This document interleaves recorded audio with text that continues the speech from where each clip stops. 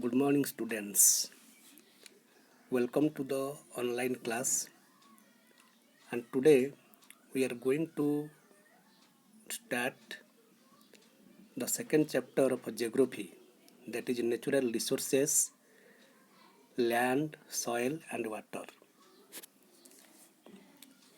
Students, in the solar system, there are 8 planets, and you have read in the previous classes about the 8 planets. They are the Mercury, Venus, Earth, Mars, Jupiter, Saturn, Uranus, Neptune. And out of these planets, Earth is a unique planet in the solar system because life is possible on the Earth. And in the Earth, there are 4 spheres: the lithosphere, atmosphere, hydrosphere, and biosphere. Earth's surface is divided into 2 parts: the land part and water part. Land part covers about 30%, exactly 29% of the total surface of area, and water part about 70%, exactly 71% of the total surface of area. Land resources. The most important natural resource upon which all human activity is based is land.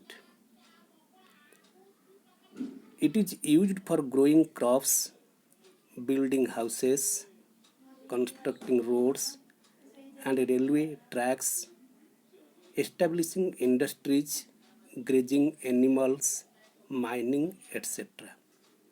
Means we will fully depend upon the land in our life. In short, almost all human activities related to food, shelter, and clothing take place on land. Lithosphere consists of a loose surface material called soil. Soil is the upper part of the earth. It is a combination of organic and inorganic matter. The organic component, which consists of dead and decomposed parts of animals and plants, is known as humus. The organic component, which consists of dead and decomposed part of animals and plants, is known as humus.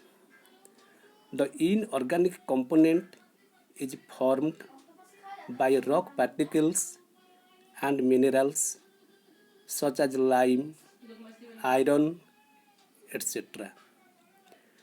Soil is formed as a result of the long continued weathering process of rocks. The soil is formed as a result of a long continued weathering process of rocks. It also contains water and air which occupy its pore spaces. About 90% of the world's population is inhabited in the plain area of the alluvial soil. Means there are different kind of a soil: alluvial soil, loamy soil, black soil, clay soil. But 90% of the world's population is inhabited in the plain area of the alluvial soil of the subtropical and tropical areas. These are the areas of intensive crop cultivation with high yield. Means in the alluvial soil, the intensive crop cultivation with high yield. All these areas support dense population.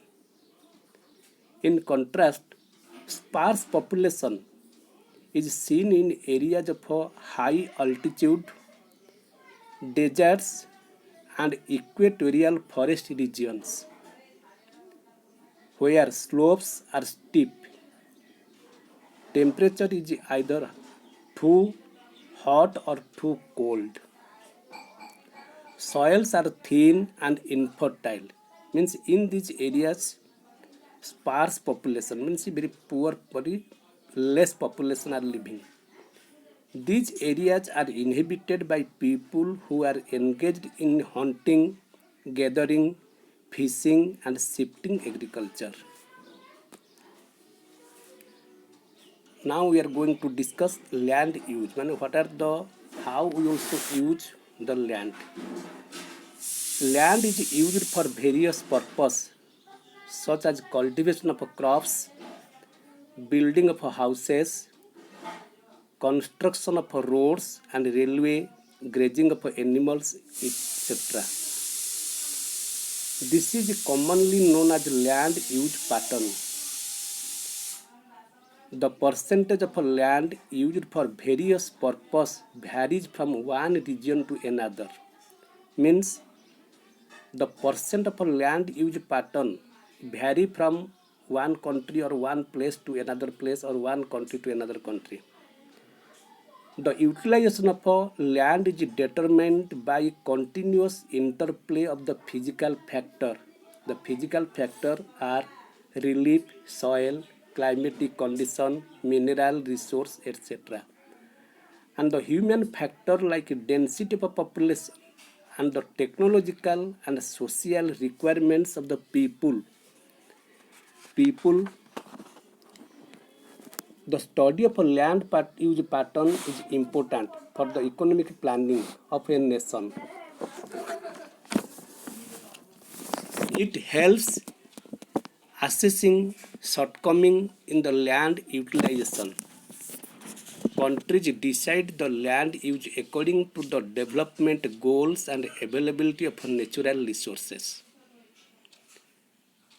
The study of a land use pattern is important for the economic planning of a nation. I mean, how the country also use the land, and the land use pattern of a country also depend upon its economic growth.